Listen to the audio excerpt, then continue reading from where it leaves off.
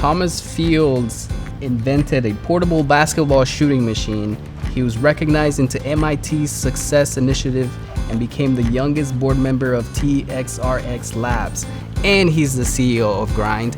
And he started all this when he was only 19 years old. Get your clap emojis ready for Thomas Fields. Hey everybody, my name is Thomas Fields. Happy to be here. Good morning, Houston. And I heard this is worldwide, right? So everybody from around the world, great to meet you guys online. This whole COVID-19 thing has got everybody kind of switching lifestyles over. So really excited to talk about underdogs and kind of the underdog theme. In the truest sense, I really do feel like I'm an underdog, still do. But there's a really cool quote that I really want to bring up first is underdogs love winning and top dogs hate losing, right?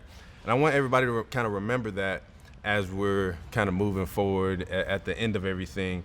It was a quote that my best friend at the age of 15 wrote on my window, and it kind of stuck with me forever. I don't know why, because I always loved winning, and I associated myself with being an underdog. And David, which is my best friend's name, he was always like he was an underdog, but he had this top dog mentality, right? Which is really interesting. So I'm going to two stories, my story and another story that a lot of people are familiar with, but I think that the topic about this story is overlooked, right? A very specific part of this story is overlooked. So kind of a background on my story.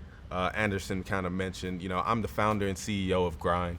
We are a sports technology company designing interactive sports equipment, and we're starting with basketball. So Peloton of traditional sports equipment, that's what we're doing at Grind. And we're starting with basketball, so we created a portable shooting machine.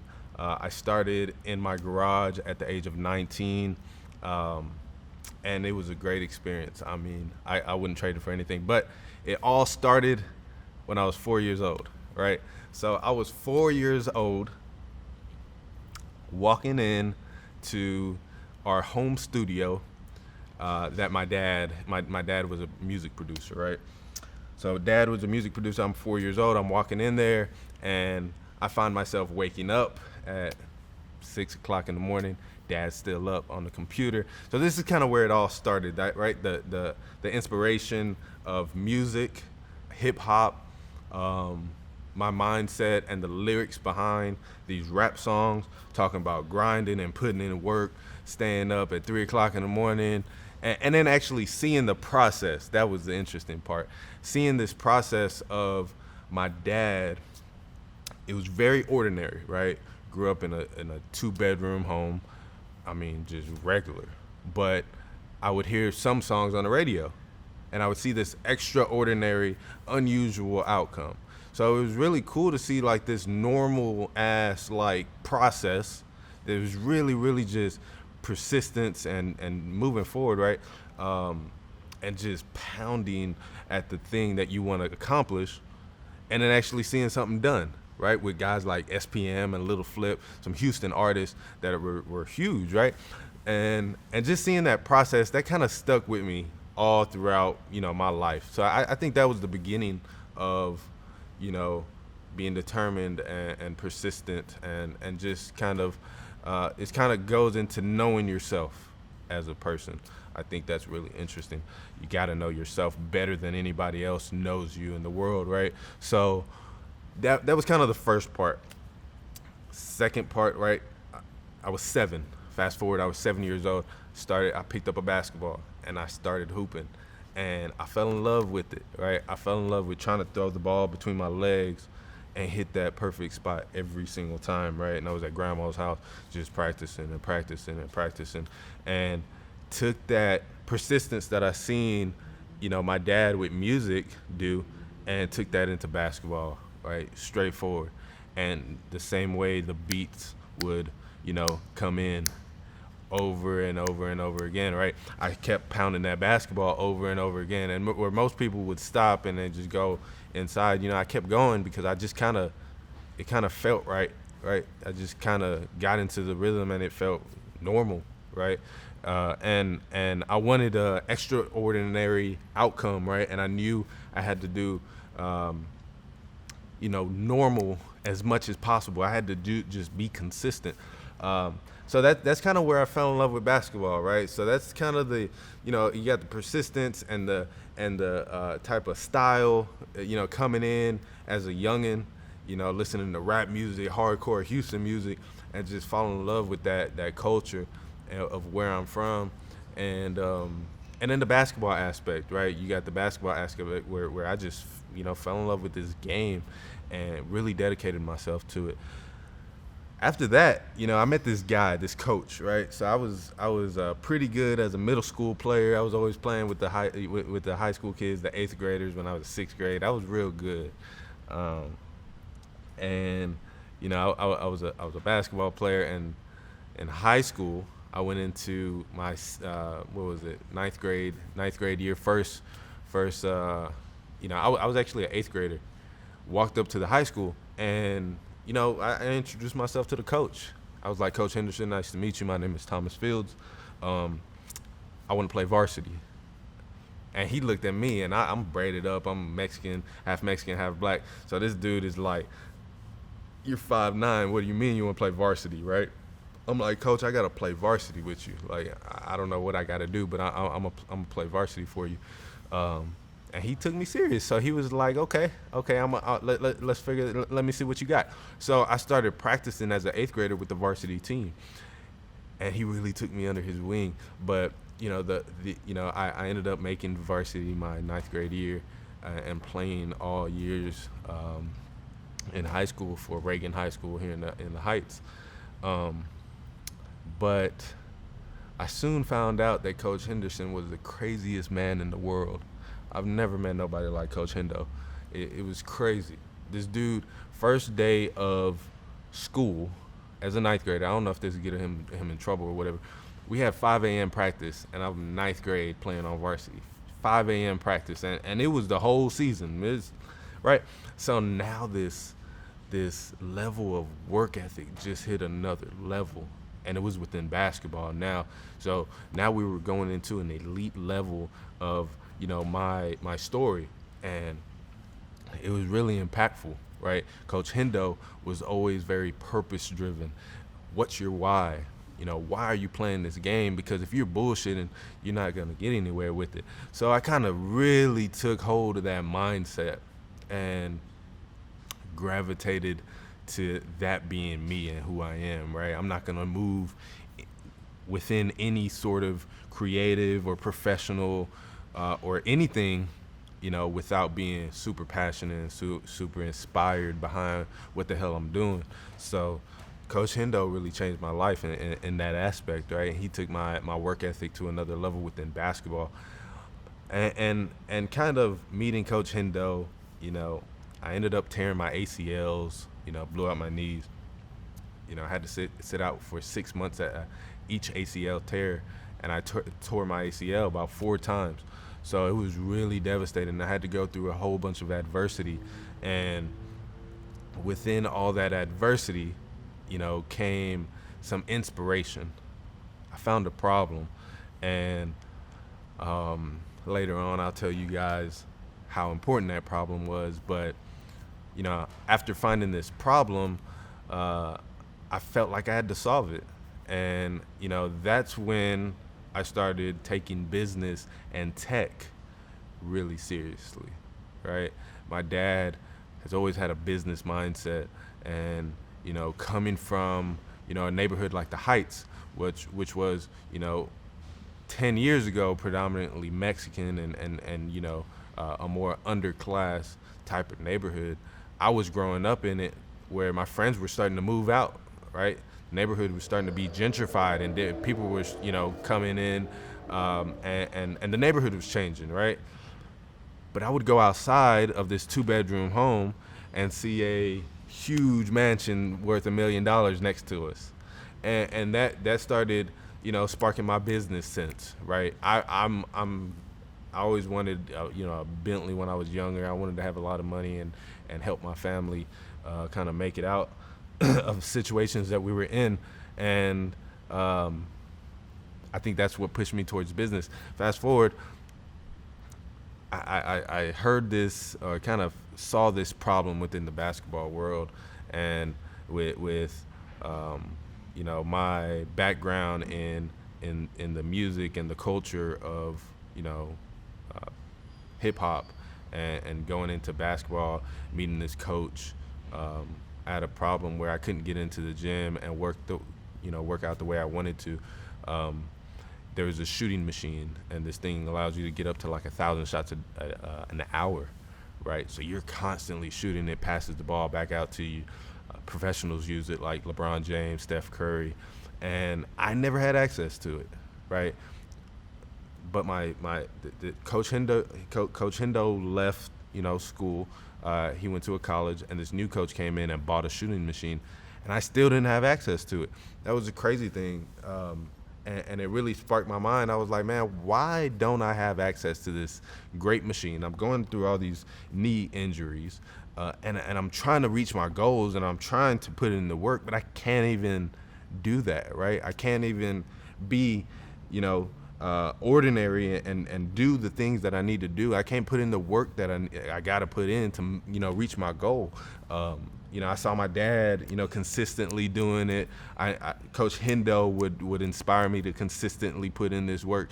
And now I have the opportunity and all this time and a product that can help me reach that goal, but I don't have access to the product, right? It was 400 pounds and it was $5,000, right? We didn't have $5,000, and we didn't have anywhere to put a 400-pound machine, right? So there were these problems, and I had to solve it. So I created the company Grind, and ultimately Grind is a mixture of that 4-year-old Thomas, that 7-year-old Thomas, that 15-year-old Thomas, and now the 25-year-old Thomas, right? And when I was 19, I took that 4, 7, and 15-year-old mindset, where it was, taking the hip hop culture and taking the basketball love and taking that 15-year-old problem that I had with this shooting machine and just combined them all into a brand, into a company, and then Grind was born, right? So, I say all that to say, as an underdog, right? A genius is the one most like himself. I never say it because it sounds kind of cocky, whatever, right? But it's always in my head, right? A genius is the one that is most like himself, right? And if you think about that, it's really powerful. If you know yourself better than anybody else, who can stop you, right? You can have this external persona or an image about you. Somebody may judge you and have this idea that you may not be qualified. And by definition, an underdog is somebody that's underqualified, right? An underdog is a person, a group, in some sort of competition or battle, trying to win something, right? Usually in sports or creative field, right, for the most part, who's highly expected to lose. That's what an underdog is. Somebody that's highly expected to lose, right? And then usually, right, the top dog is expected to win, right? Called the favorite or the top dog. And in the improbable case, the underdog wins. Improbable case. It's not likely that the underdog wins over the top dog, right? And if he wins, if that underdog wins, then it's called an upset, and it's an amazing story, right? And that's how kind of an underdog is classified, right? But I think there's some detail and some interesting things about creating improbable victories as an underdog for yourself, right? There's some secrets to being that underdog. It's not just you go out and hope, right? I'm not finna bet my life on hope. Like, I'm gonna go out and work, all right? Of course, you have faith, and of course, you have some of that hope in yourself. But man, I'm gonna bet my money and my life and my family on my work ethic, right? And that's in the truest sense, I believe, of what an underdog is. But you have to understand yourself. So getting into this kind of second story, it's about a kid. He lived in Israel, right? Little dude, and it was about 3,000 years ago, I think, right? It was a long time ago, and you know, Israel is about to get into this fight with this, I don't know if it's a city or whatever, but it's Palestine, right? So they're beefing, they tripping, right? So Palestine and Palestine wants to come in and invade Israel and split the city in two. Like, they tripping, like they just want to take over, right? And really, what made me kind of upset me about this story is because I've heard it a whole bunch of times, and I had this perspective on it that probably the majority of the world had, right? Probably some older people probably understand this concept, the right way, really understand the story. But getting into it, the Israelites, they were like, man, we gonna protect our city, right? So Palestine is coming in, and they got their soldiers marching in down. I think they're living in the mountains type of stuff, right? In Israel, and you got Palestine coming in. So Israel's like, nah, hell no, like we finna meet these dudes up, right? So they're on the north side, and they're on the south side, and then there's this way where you have to like travel down to reach the other side, right? Both ways, right? So now these two, this battle is kind of at a halt for weeks. They can't move. It's like checkmate, right? So they are literally looking at each other, because if one crosses the other, that one that crosses is completely vulnerable and will get killed, right? So nobody can move. They're at a complete halt. And the Palestinians like, man, forget all this, man. We're gonna put our best soldier and our best warrior, forward. And the king of Israel's like, all right, bet. He's like, who's up on Israel's side? And everybody's like, nah, I'm not doing it. Nah. And then Palestine comes in, and they bring in a 6'9" huge warrior. He's the biggest person they've ever seen back in those ancient times, right? 6'9", he's like LeBron size, right? This dude is huge. He has armor. He has a spear, sword, all kinds of shit. Like, dude's decked out, right? And he's beefed up, ugly. Nobody wants to fight him. So, the king of Israel's like, man, we need somebody to fight. Like, everybody's backing down. They're like, hell no, I'm not fighting that dude. No, can't do it. Sorry. And this one little dude walks up, and he's like, yo, king, I could do it, man. I got this. He's like, dude, are you serious? Like, you're like tiny. Like, you can't. He's 6'9". Like, he's a giant. Like, you can't do this. He's like, no. I got it, for real. Trust me. I got this, right? And on the surface, King's like, oh, shit, like, we finna lose. Like, this little dude is going to represent us in this battle, and I don't believe in him, right? On the surface, I don't believe in him, because I think they're going head-to-head. The king thought they were going head-to-head, so little dude's like, nah, man, I've been protecting, my flock of sheep for years. I'm good. I think I got it. I've been protecting them, against lions and wolves and all these things. So I think I got it. He's like, all right. Look, if you're gonna go out there, I'm gonna give you some armor. Here's a sword. Here's this. And the little dude's like, no, man. I've never proven none of this stuff. I don't know this. I'm not gonna bet my victory on this stuff. Like, let me go out there the way I am. I know myself. Right, and that's going back to that quote, right? A genius is the one most like himself. He knows himself. He understands himself. So little dude, he walks out there, and the giant's like, man, what is this? And he could barely see. He's a big, ugly, big warrior, right? So he's like, man, you're coming to me with sticks. what is this? Come to me so I can feed you to the animals and blah, blah, blah, right? So he's talking shit, whatever. Little dude comes out, he's, chilling, calm, focused, looks at the ground, picks up a rock, right? He nods his head. And then the giant's talking shit. He's ready to fight. And little dude comes up and gets his sling out of his pocket, pouch, whatever it is back in those old days, and starts slinging it, and bam, hits the giant right between the head, right between the eyes. Giant falls to his knees. Little dude comes up, takes his sword out, chops his head off, and the battle's over. That's crazy. Little dude went up and chopped his head off. Right? I didn't know that, right? But the crazy part of this is David and Goliath, right?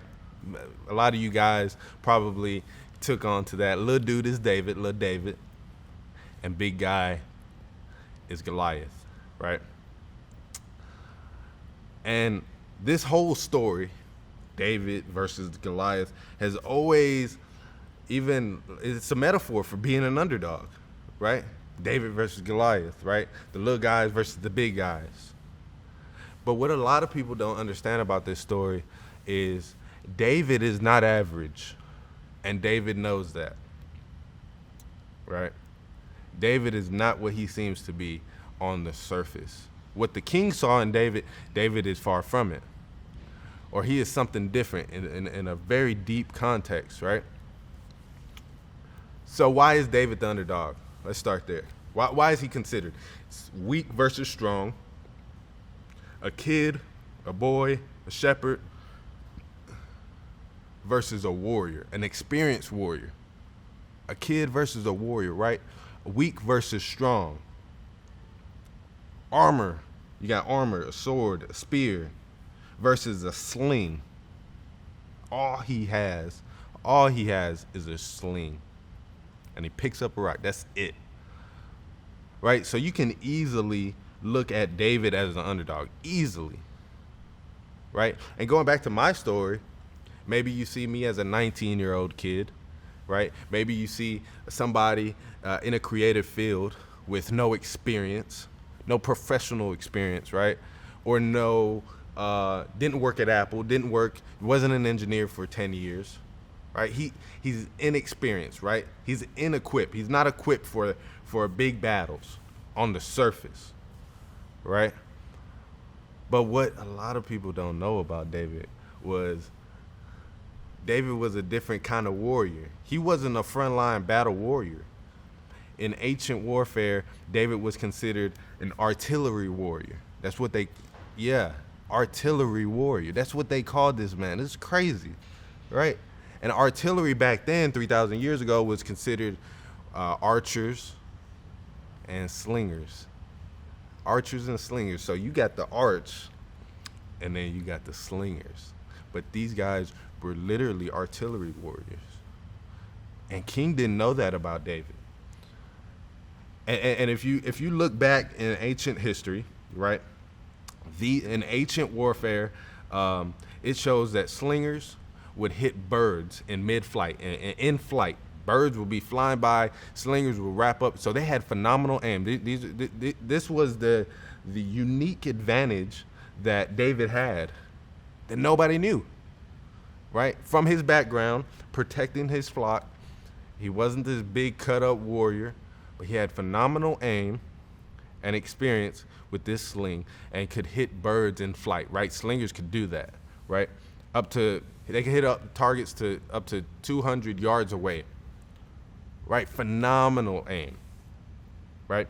And so that's something about David, right? Let's talk about this sling, right? This is not a toy you get from the corner store, right? He didn't just pick up a stick. He picked up this rock. We'll talk about the rock, but this sling is special, right? These slings are considered, real artillery weapons back then, right? It's a very dangerous weapon. And at the time, the slingers are known to, have up to 6 to 7 revolutions per second. Think about that. 7 revolutions a second. This dude is like moving on this thing, right? That's faster if he lets it go, right? What it is it has 2 strings, and if you let one go, it sends the projectile, flying. But these projectiles are known to move at up to 90 miles an hour, right? That's faster than a baseball. That's fast. You got a rock in there. So this sling is not an ordinary, tool. And going back to when David was looking down, he knows where he is. He's in Israel. And when he picked up that rock, Israel doesn't have regular stones. It's not like the rocks outside in Houston, right? These stones in Israel are made out of, barium sulfate. So barium sulfate stones, they have twice the density of a regular stone. Twice the density, like double, right? So whenever you get this stone, the stopping power at a speed like 90 miles an hour, like the stone is moving. Its force is up to like a 45 millimeter handgun. That's how impactful this kind of stone can inflict on somebody. And so you look at David now. David a G, like David got some stuff behind him that nobody knows, right? David has some secrets going into this battle that nobody is aware of, and that's special about his victory, right? If you overlook all of those things, David's not going to win. But if you put those things at the highlight, it's like, yo, this guy is, this giant, Goliath, is sitting there, big, strong, right? We're not denying he's huge and strong. But if you start looking into, Goliath and who he was, if you look back at that story in the Bible, he is he's guided down by hand, and escorted to the fighting area. Right? That's one thing that's kind of weird.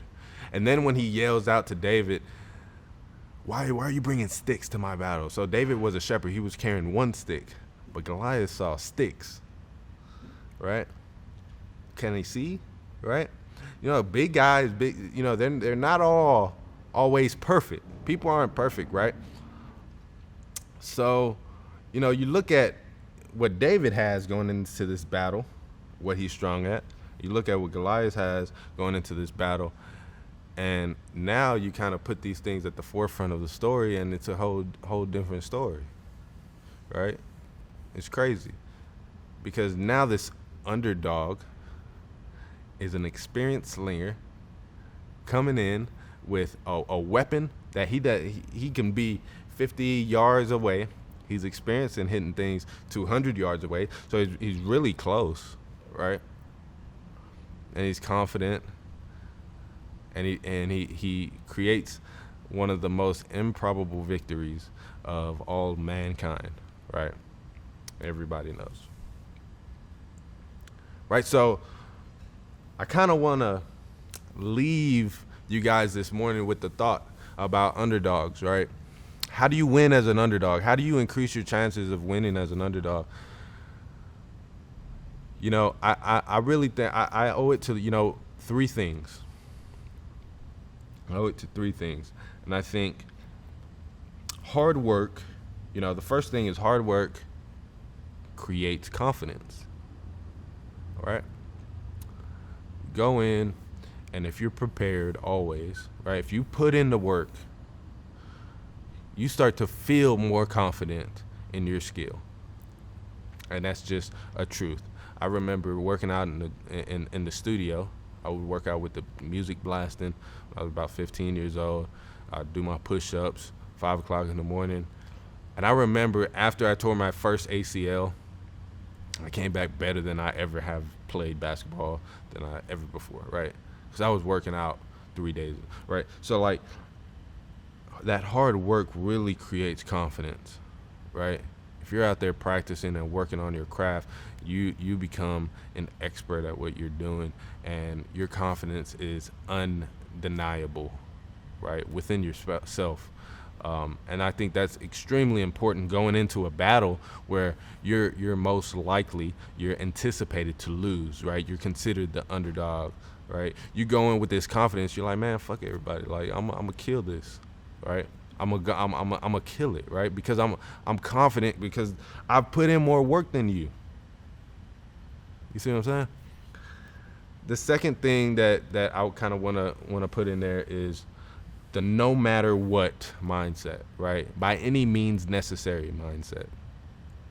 This is kind of the creative problem solving portion about underdogs, I believe, right? The fact that David looked at the ground, he knew where he was, but it was a creative problem solving, equation that David was like, okay, I got these specific type of rocks. I'm gonna pick it up off the floor, right? He figured it out, right? He maybe he had some in his pocket, but he knew that this one on the floor, where he was exactly at this specific mountain range, there was these types of rocks. So he solved the problem. He was like, yeah, I got something for him now.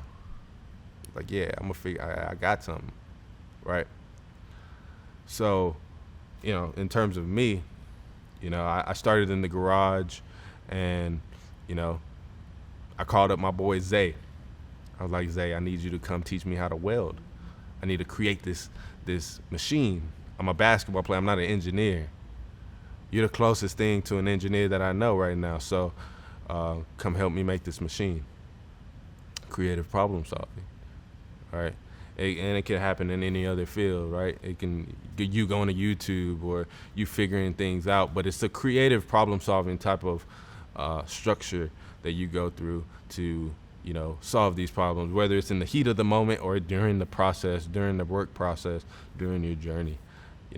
I think that's the second thing. And the third thing, man, and I think this is the most important thing about creating an improbable victory as an underdog, is knowing your unfair advantage. Going into a battle or some sort of competition, or even just trying to accomplish your goals, man, you got so many people trying to get it, as well. How do you win? How do you get that spot? How do you accomplish your goals, man? I really think you have to have an unfair advantage, and it's different for everybody, right? In business, I found out that they call it a competitive advantage, right? What's your your unique competitive advantage, right? Investors ask that question a lot to me, right? And I go in and I say it's our portability, our affordability. We created a 12-foot tall machine and folded into a duffel bag, right? It's not $5,000, $6,000. It's $1,500 with payment options, right? So that's our competitive advantage. But deep down, I know I took 4-year-old Thomas's mindset, understanding of this hip hop culture, and poured that in to a company's brand, right? And creating our company brand, right? The music that I listen to, the music that I was raised on, Zero, DJ Screw, UGK, all these guys, and their lyrics are poured into our brand, right? Our identity as a company, and it makes us unique, right? So I took that mindset that Coach Hendo gave me, that stupid hard-working mindset of 5 a.m. you got to be in the gym 15 minutes early, so 4:45 a.m. in the gym. So you got to wake up at 4, eat breakfast, and be in the gym at 4:45 a.m. Right? It's crazy. Not a lot of people do it, but that type of bringing that type of mindset into a product, right? That's our unique competitive advantage, and a lot of people don't see that. I've fully tried to engineer it into our company, right? And the products that we create and the things that we do and say and how we say it, all this stuff goes into like how I'm created, right? You have to be created like me. You have to have my story to create a company like Grind. That's just my opinion. And so it's a unique, unfair advantage because I was only created like this. So as creatives, building your unique competitive advantage, I go back to my quote: a genius is the one most like himself. That's what I would say, right? It could be perspective on a situation, perspective on life, and how you implement that into your work. It could be a skill or an ability, like David. Nobody knew he was a skilled artillery warrior, right? It was unseen. Nobody really realized it, right? It was in the background. David knew. He knew what he was going in with, right? So what's your unique competitive advantage, right? It could be your determination and passion, but I like to say that only gets you in the door, right? As somebody that isn't as, I guess, I don't know. I would say somebody that doesn't have everything given to them, right? Hard work, determination, passion, that kind of gets you in the door. You have to have that stuff, right? You have to be able to overcome obstacles, right? Whether it's behind the scenes working on your craft, or whether it's in the heat of a situation or a battle. I have to figure it out by any means necessary. Maybe it's your network, unique competitive advantage. I know this guy that knows this guy that knows this guy, and nobody has that kind of network, right? That's my unique. Not everybody has that kind of reach. That's unique, right? As a business person, as a creative, you can have, you can touch on all these things as your unfair advantage and increase your chances of, winning as an underdog, right? Creating an improbable victory for yourself. So on that note, I'd like to kind of end the talk and the discussion around just that, right? Knowing yourself better than anybody knows you in the world. And, the fact that underdogs love winning, I love winning, right? And top dogs hate losing because they're always on top, right?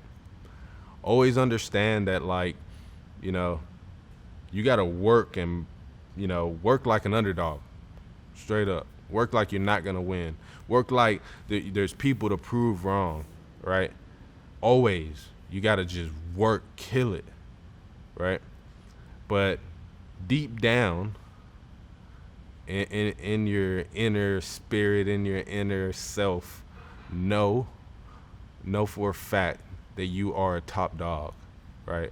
Work like an underdog, but know deep down that you're a top dog. Thank you, guys.